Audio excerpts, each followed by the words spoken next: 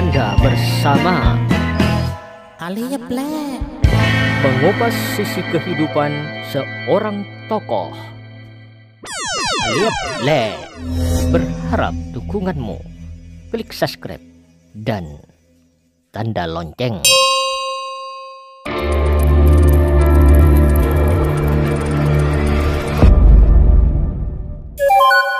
Irwan Dia Krisdianto, artis penyanyi dangdut ini memang tidak pernah klise untuk terus diperbincangkan. Tentang dambaannya menyambut kelahiran si jantung hati dari pujaan hatinya Syiham. Kelahiran manusia tentu ada yang menciptakan. Ayah dan ibu menjadi sebab karena ada cinta. Berawal dari cinta yang mengubah status seseorang. Laki-laki jadi suami dan perempuan menjadi istri. Tatkala buah cinta lahir ke dunia, status berganti lagi. Suami disebut ayah dan istri disebut bunda. Begitulah kira-kira tentang status yang pasti dialami oleh Irwan dan Syiham, dan pasti pula dialami oleh setiap laki-laki dan perempuan. Sebenarnya tentang kelahiran dan penciptaan manusia menjadi kuasa Tuhan.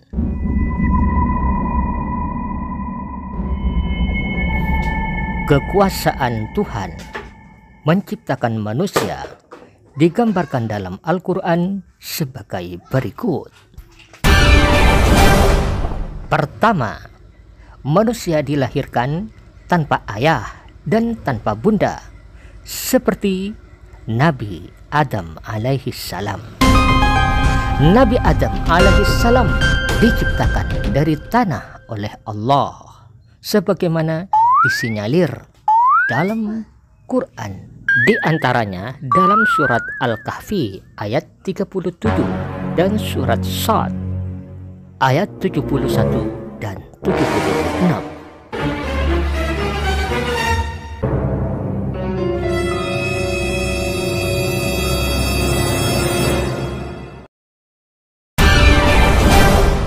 Kedua, ada manusia diciptakan dari laki-laki tanpa bunda, seperti Siti Hawa.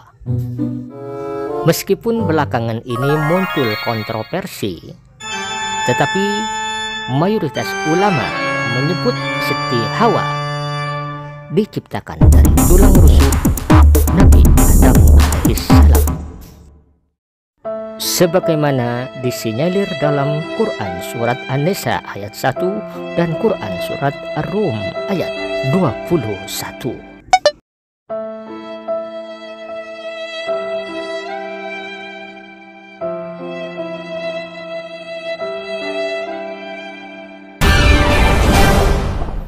Ketiga, ada manusia dilahirkan dari seorang perempuan tanpa suami, seperti Nabi Isa alaihissalam. Nabi Isa alaihissalam lahir dari Siti Maryam tanpa ayah, sebagaimana disinyalir dalam Al-Quran surat Maryam ayat 22.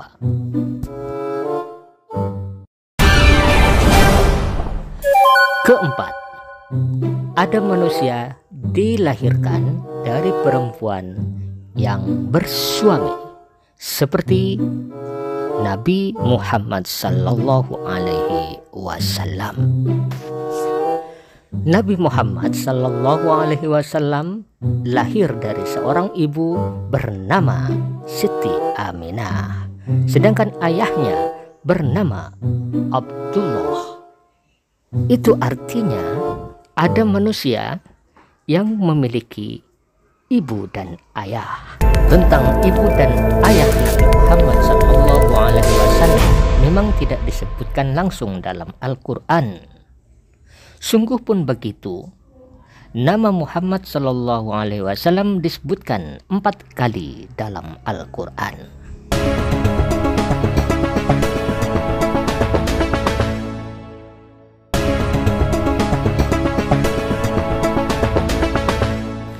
Dibaca sendiri ya.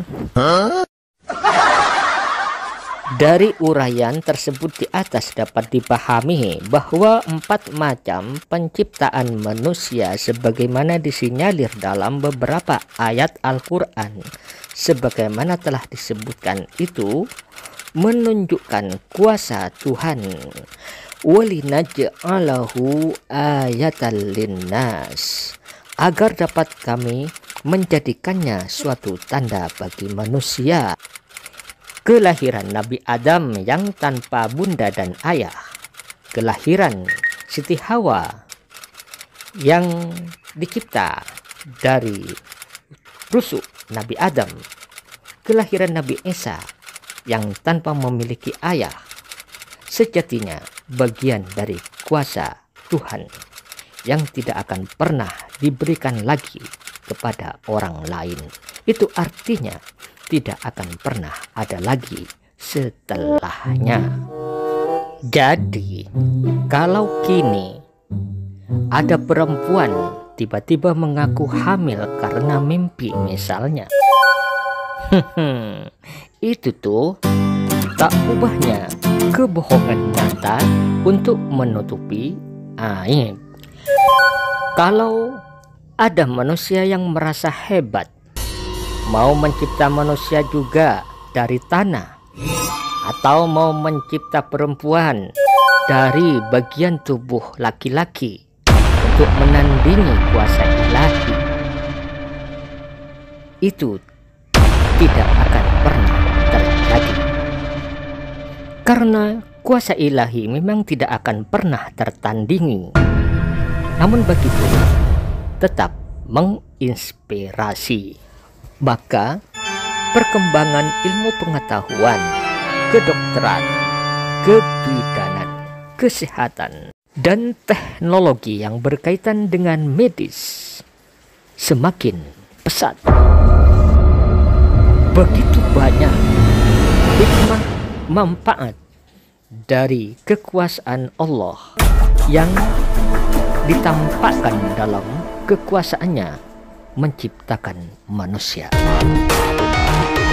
Seharusnya hal itu pula menyadarkan umat manusia akan kebutuhannya terhadap Sang Pencipta.